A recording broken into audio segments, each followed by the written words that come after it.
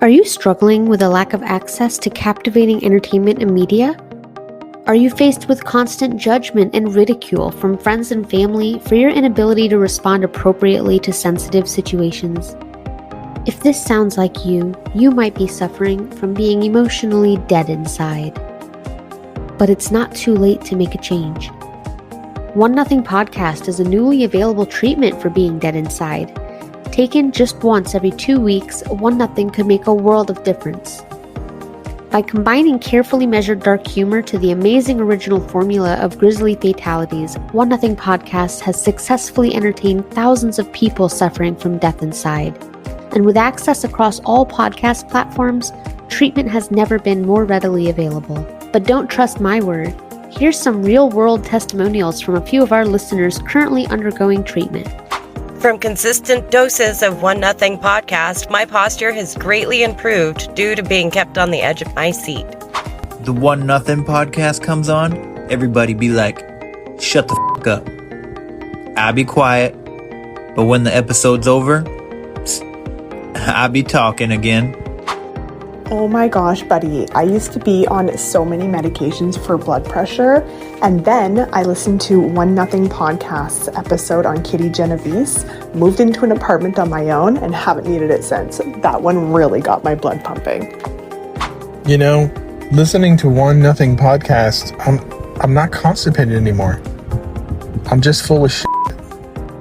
So what's stopping you from great entertainment? One Nothing Podcast is not intended for all audiences. Listeners under 18 years of age should obtain permission from your parent or guardian before downloading. Tell your therapist if you're predisposed to whining, complaining, rating podcasts poorly, being overall combative, or being easily offended, as One Nothing Podcast might not be right for you. So stop letting great content pass you by. Talk to your therapist today to see if One Nothing Podcast is right for you.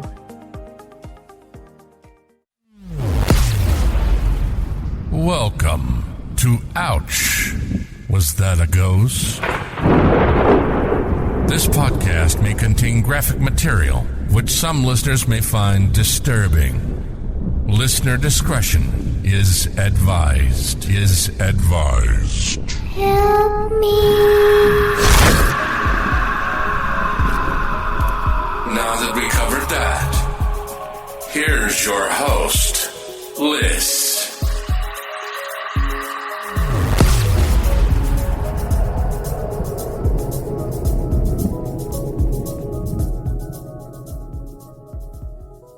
Welcome back to Ouch, Was That a Ghost? Before I start today, I want to thank a listener that reached out and pointed out a few things that I missed on the Sauter children disappearance. In regards to the picture of Lewis that was addressed to the mom, Jenny. Jenny, in fact, did have a brother named Frank who could have been the, quote, brother Frankie that was written on the back of the picture. And it said that the Sauter family had even suspected Frank because he did live in Florida. And if you remember, the woman reported seeing Florida license plates, and the Sauters strongly believed that it would have been somebody that they knew that took the children if that was in fact what happened.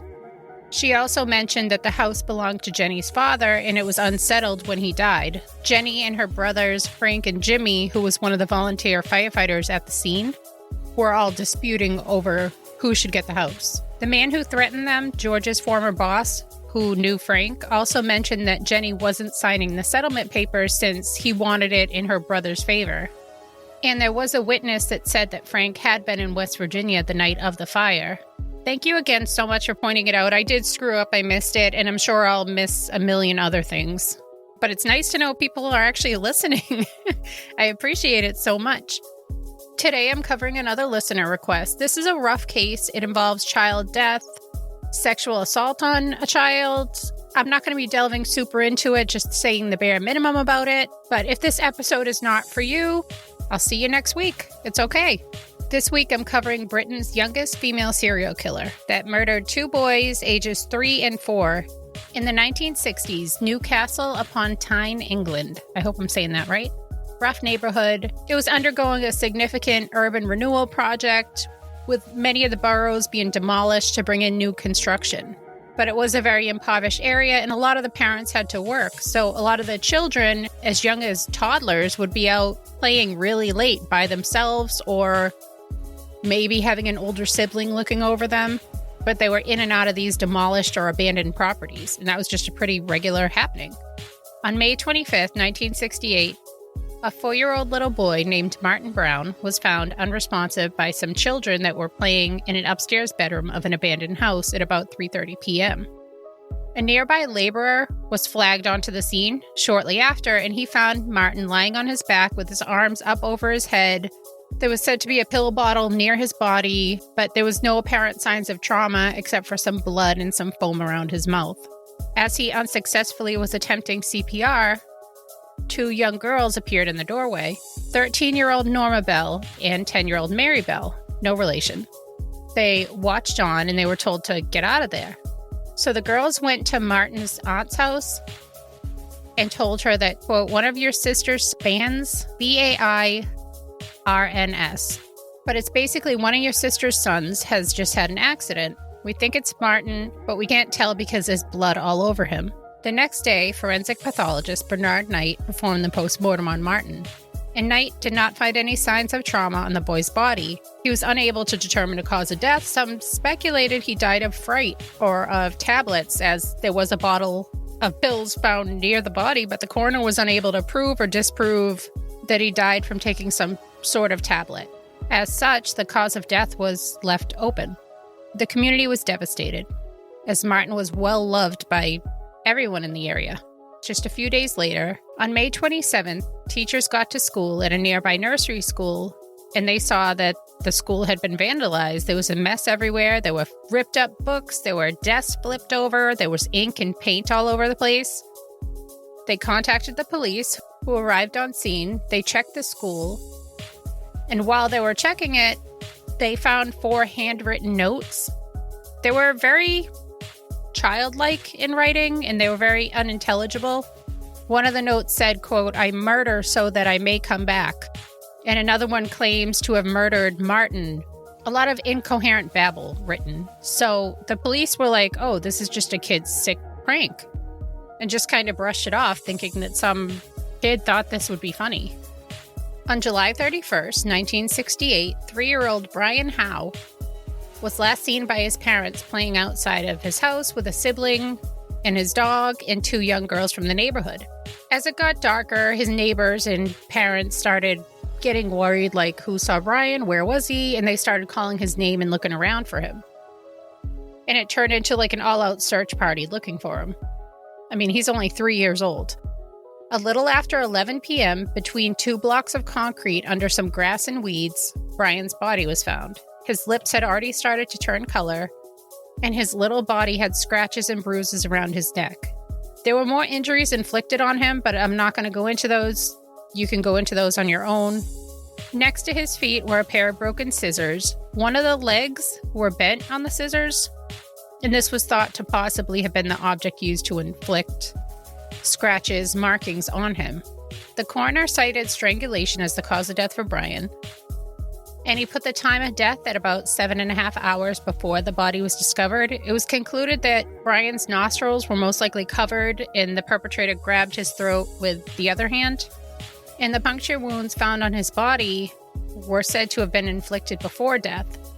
Chunks of his hair was cut, and he had an M carved into his stomach. It was noticed that on these markings and the bruising, not too much force was used. And this left authorities to speculate that maybe a child may have done it. And again, on him, he has more injuries, but you can look into that on your own. There were gray and maroon cloth fibers found on Brian's clothing, but they didn't match any clothing from Brian's house. So they were assumed to have been from the person that killed Brian. They took this very seriously. Over 1,200 children were questioned by the over 100 detectives that were assigned to the case. Multiple witnesses told police during questioning that Brian was seen playing with 2 local girls, Norma Bell and Mary Bell, not long before his time of death. On August 1st, Norma Bell and Mary Bell were questioned by DCI, which is basically a senior detective. DCI Dobson. Both girls weren't too forthcoming. In initial statements, they were contradicting themselves, which red flags. They did both admit to playing with Brian, but claims that they didn't see him after lunchtime. So a little about Mary Bell. She was a local girl. She was born Mary Flora Bell on May 26, 1959, to her mother Betty, who was said to have had bipolar disorder, which went untreated. Betty was 17 years old. I've seen 16 or 17, either 16 or 17 years old when she had Mary. Betty herself was a sex worker, and she worked out of her own home, or would just take off for weeks or days at a time to Glasgow, just kind of coming and going as she pleases. Mary's father figure was William, or as everyone called him, Billy Bell. He was described as a violent alcoholic with a long rap sheet, which included armed robbery, weapons charges. So Mary basically raised herself, having no parental figures around, and she never really learned how to form bonds. She became a cold, detached child, and she would have violent outbursts. She would not cry if she was hurt. From birth, Mary was unwanted. When the nurses tried to hand Betty her newborn, Betty shouted, quote, "Take that thing away from me." Betty would give Mary away to family members, then later go back for her. Once she even gave Mary to a woman that was outside of an adoption center that was unable to conceive. And then Betty's sister followed Mary and retrieved her. When Betty was present around Mary, it wasn't any better. On multiple occasions, Mary would have injuries and almost died many times in Betty's care. According to family members, one time she was thrown out of a second-story window, and she was seen giving Mary sleeping pills on many occasions, which she would describe as sweets or Smarties. Mary had to have her stomach pumped on at least 2 occasions. Her childhood was full of misery, abandonment, drug overdoses. Betty ate up the attention when Mary was hurt. Some theorize she may have suffered from Munchausen by proxy syndrome, which is probably most popularized by the Gypsy Rose case that I'm sure everyone has heard about. Now, this is the big trigger warning for child sexual assault. I'm not going to go into any detail, but again, skip this part if it's too much. I had 30 seconds. It said Betty, a sex worker, specialized in sadomasochism, and she's said to have, according to Mary, forced Mary to participate in sexual acts for paying customers starting at 4 years old. Again, I'm not going into detail on any of this. You have the option to Google for more information. Mary was known to wet the bed, and Betty would just shame her for this, and she'd display the sheets for the neighborhood. So, as expected, Mary started acting out at school. She'd have violent outbursts. On more than one occasion, she tried to strangle or suffocate other children, boys and girls alike. So most of the children, understandably, didn't want to play with Mary. She did have a friend at one time that she was semi-close to, but unfortunately, her friend was killed by a bus, and Mary was right there to witness it. Starting as early as in kindergarten, she was seen putting her hands around other children's necks and outburst. When she was asked to stop, Mary responded, quote, "Why? Can it kill him?" Her classmates would later say that they could see when she was changing her demeanor. She hulked out. She would start shaking her head violently, and she would form a wide-eyed, steely gaze. The emotion would just go away from her face, and the person that was the target of the focus would soon be attacked, usually going for the throat. And I'm guessing no repercussions from the teacher because they know about the outbursts and they've never really done anything about them. Mary did become friends with a neighbor named Norma Joyce Bell, the other girl who was also seen playing with Brian. No relation. She was just a few years older than Mary, but mentally she was younger than Mary. They would play together after school, and one day they were playing at an air raid shelter. This was on Saturday, May 11th, 1968, when a 3-year-old boy was found bleeding and sort of out of it, wandering by some empty sheds near a pub. While the young boy was speaking to the police, after, the ambulance checked him out, now he's talking to officers, and the young boy told them how he was playing with Mary and Norma Bell on top of the decommissioned air raid shelter, and while they were playing up there, he was shoved. The fall would have been about 7 feet. It left him with a big gash on his head, and the authorities couldn't do anything because he didn't know which girl had pushed him. That same night, police got calls from concerned parents claiming both Norma and Mary Bell had tried to strangle their children in a sandbox. Both of the girls were brought in. Both denied pushing the young boy. They both claimed they just found him already injured. And when they were asked about the incidents that the parents had called about the girls trying to strangle other young girls, Mary claims to have no idea what they're talking about, while Norma claimed it was Mary who tried to, quote, throttle the girls. According to Norma, Mary approached one of the girls and said, quote, "What happens if you choke someone? Do they die?" Then Mary put both hands around the girl's throat and squeezed. The girl started to go purple. I told Mary to stop, but she wouldn't. Then she put her hands around Pauline's throat, and she started going purple as well. Another girl, Suzanne Cornish, came up, and Mary did the same thing to her. Authorities took note of the incident, but because of their ages, they were both only given warning. Like, no, don't choke anybody. After the inconsistencies in Mary's initial questioning, DCI Dobson followed up with more questions for Mary the next day. Mary remembered that day she saw Brian playing with a local 8-year-old boy, and that boy had in fact hit Brian, and the boy was covered in grass and weeds, and the boy had scissors. And, quote, "I saw him trying to cut a cat's tail off with the scissors, but there was something wrong with them. One leg was broken or bent." Which this is significant because this information about the broken scissors at the scene had not been released to the public. But doing their due diligence, the officers reached out to the boy that she claimed had hit Brian and had the scissors, and he in fact was at an airport that day with plenty of witnesses to corroborate. On August 4th, Norma's parents spoke to officers and expressed that their daughter wanted to make an official statement of what she knew about Brian Howe.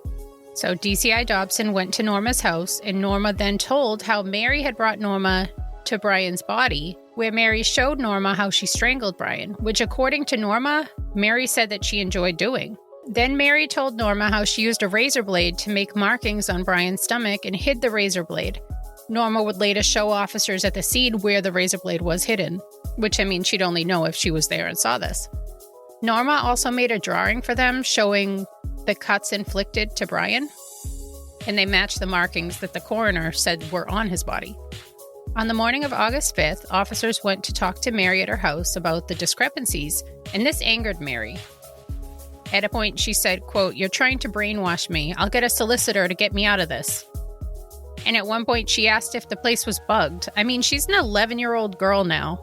They were able to forensically link the girls to both of the boys. Now, the first that was thought to be accidental, they now look at like, okay, maybe the girls had something to do with this too. So they re-reviewed that whole case. And they found gray fibers on both Martin Brown and Brian Howe's body that matched to a wool dress of Mary's. And there were maroon fibers to a skirt that Norma owned that matched the maroon fibers found on Brian's shoes. And this linked the girls to the bodies. On August 7th, 1968, Brian Howe had his funeral with over 200 people in attendance. DCI Dobson was there as well. As the coffin was being brought from the home, he spotted Mary there. He had plans to arrest Mary and Norma later that day, but it's strange that she was just there, just standing outside. He said of this, quote, "She stood there laughing and rubbing her hands. I thought, my God, I've got to bring her in. She'll do another one." After Brian's funeral, both girls were charged with murder, to which Mary said, quote, "That's all right by me." The girls quickly turned on each other. It came out that it was the girls that broke into that nursery school. The court heard evidence of handwriting experts reviewing samples of the girls' schoolwork against the writing on the notes found at the nursery school, which linked both of the girls. And it took some time to do this because each letter had to be examined. They were doing what they called joint writing. Like one would write one letter and one would write the other. Like hello, Mary would write H, Norma would write E. That's just an example. So it took longer to go through the writing and analyze it.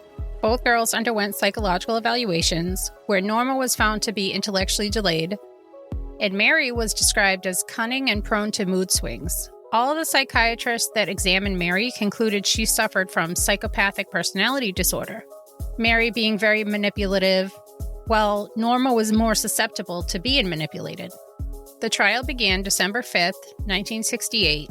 At the trial, both girls pleaded not guilty. During the trial, the judge waived the girls' right to anonymity. The court heard of how DCI Dobson managed to connect Mary to the death of Martin Brown as well as Brian Howe through the fibers that were found on the bodies that matched the woolen dress that Mary owned.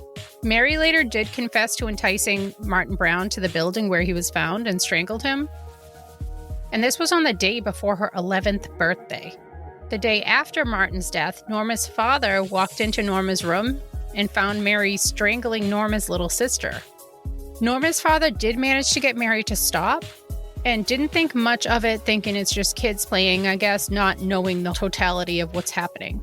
On May 29th, 2 days after the school break-in and the day of 4-year-old Martin Brown's funeral, Mary went to June, Martin Brown's mother. She went to her house, knocked, with a big smile on her face, and asked to see Martin. June, taken aback, because remember, these are kids. She kindly reminded Mary that Martin was dead, to which Mary responded, quote, "Oh, I know he's dead. I want to see him in his coffin." June, not knowing what to do, she just slammed the door in her face. During the trial, Norma claimed that while Mary murdered both of the children, she did acknowledge that she was guilty of not alerting anybody. When it was Mary's turn up on the stand, she would go from zero emotion to over-the-top sobbing, almost like trying to figure out how you're supposed to act. That's just my speculation, but what do I know? A child psychiatrist testified that Norma's mental age was 8 years and 10 months. On December 13th, Norma's defense gave its closing argument and pointed out that the only evidence against Norma was Mary's claim. Then Mary's defense gave their closing argument, noting Mary's home, upbringing, and family. And speaking of Mary's family, during the trial, Betty was there for a lot of it, and she disrupted the trial on multiple occasions. She would have outbursts of wailing and crying. And it said during these, her long blonde wig kept falling off in the trial. While Billy Bell, her father figure, just sat ignoring the whole show his wife was putting on as Mary would sit there emotionless. Norma, on the other side, had her family surrounding her, supporting her. It was just night and day. It was also brought up in the trial that Mary was more domineering, even though she was younger, and they described Norma as, this is not my words, this is just a quote, of subnormal intelligence. And Mary, through the trial, didn't show much emotion at all, like I said. She just sat there, just like in the police interviews. The differences really showed on the stand. Mary would confidently answer, offering some witty quips back, while Norma was extremely overwhelmed, struggling to maintain herself while answering. It almost looked like she didn't fully grasp what was happening. After the girls took the stand, psychiatrists were called. Dr. Robert Orton, who had examined Mary, testified that Mary showed signs of psychopathic personality disorder and she lacked feelings towards others and is likely to act on impulse. The trial in total lasted 9 days. It took about 3.5 hours for the jury of 5 women and 7 men to return a verdict. On December 17, 1968, Norma Bell was acquitted of all charges due to her being considered, quote, simple-minded. And Mary was cleared of murder. But she was convicted of the lesser charge of manslaughter on the grounds of diminished responsibility, due to the consideration of the psychopathy diagnosis by court-appointed psychiatrists. While passing sentence, the judge described Mary Bell as dangerous and as posing, quote, a very grave risk to other children. Steps must be taken to protect the public. Mary was detained at Her Majesty's pleasure, which is a term used for potentially detention indefinitely. It's commonly used in successful insanity defenses or if the offender poses an extremely high risk of reoffending. It's most often seen in juvenile offenders instead of a life in prison sentence. Mary was 11 and a half years old, making her Britain's youngest female serial killer to this day, having taken the life of 4-year-old Martin and 3-year-old Brian Howe. Mary Bell was sent to remand homes. It's basically the equivalent of a youth detention center in the United States. When she was 16, she tried for parole and was denied. While Mary was being detained, Betty Bell, Mary's mother, would sell stories about her daughter. She would sell photographs, old journal entries, whatever, to the tabloids. At one point, she even described her daughter as, quote, the devil's spawn. Which, does that make you the devil? In 1976, Mary was transferred to Moore Court, an open prison, which was like a facility that allowed prisoners a lot more freedom. Very minimal security, and usually not even locked down in their rooms at night. They're given the opportunity to reintegrate with society by getting jobs. Mary did try to get a job at a nursery school, and she was told, yeah, let's not do that. She did take some classes to get a secretary job. It seemed like she was trying to better herself. 15 months after she arrived at Moore Court, in September 1977, Mary and another prisoner just took off. They spent a few days with some guys, going to different hotels, where Mary Bell would use the alias Mary Robinson. And then the girls split up. Mary was apprehended on September 13th, having dyed her hair blonde, and the other woman was captured a few days later. And as for Mary's repercussion, she lost her privileges for 28 days. That seems to be a running theme through her whole life. She never really had any consequences for her actions. I guess you can't tack time on if her sentence is at your majesty's will. At age 23, in May of 1980, Mary was released after serving 11 and a half years for murdering 2 sweet, innocent babies. The court granted Mary Bell anonymity, including a new name, letting her start over. Unlike the little boys that never can, 4-year-old Martin Brown and 3-year-old Brian Howe, that never got the chance to experience life. 4 years after her release, on May 25th, 1984, Mary Bell had a daughter of her own. In 1998, reporters discovered that Mary Bell was living in a small town on the Sussex coast. This resulted in her daughter learning of her mother's past. Mary Bell and her now 14-year-old daughter were relocated to another part of the UK by undercover officers. They had to leave their house with, jackets over their heads so nobody could see who they were. When Mary gave birth to her daughter, she was granted anonymity for her daughter until her 18th birthday. Mary went back to the court to try to get her daughter's and her own anonymity extended for life, and it was approved. In 1998, an author reached out to Mary Bell, and in exchange for her help with a story, she was paid a good sum of money. Mary Bell's current whereabouts are unknown and remain protected under court order. It's such a tragic case and an interesting case that deals with violent child offenders, what to do with them. In Mary's case, she never bonded as a child. She was abused, overdosed. Should that be taken into account? It raises so many questions. How should they be dealt with? Being that young, jail. At what age should they be held accountable for their actions? Is treatment a better option? Can they even be receptive to treatment at that age? Or are they just evil or a product of their environment? How do you punish someone that young that may not fully understand what's happening? Can they be rehabilitated easier because of their age or at all? Are some people just born evil, or are they hopeless? Well, thank you everyone for listening. I'd love to hear what you think of the case. It is a tragic, tragic case. And thank you very much for requesting it. And again, if you want to request stories, make sure you notate if I can use your name as a thank you for the request. If not, I'll just keep saying it's a request. If you don't tell me, I can. Well, thank you guys so much for listening. I know this is a really, really tough case, but it's very interesting. And again, I only skimmed over a lot of the details that had to do with the abuses and case, but you're more than welcome to individually go and look into it further. There's newspaper articles, there's court documents that you can read through. A lot of them are listed in the citations. All right. Well, thank you everyone for listening. Bye. Thank you for listening.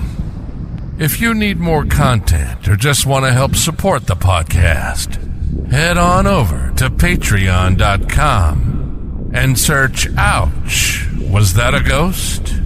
If you need some snazzy merch, you can find it at crowdmade.com by searching Ouch, Was That a Ghost? If you have a story you'd like to share, you can email it to ouchwasthataghost@yahoo.com. You can also find us on Facebook and all the other social media platforms under Ouch, Was That a Ghost? Help me. All links can also be found on ouchwasthataghost.com.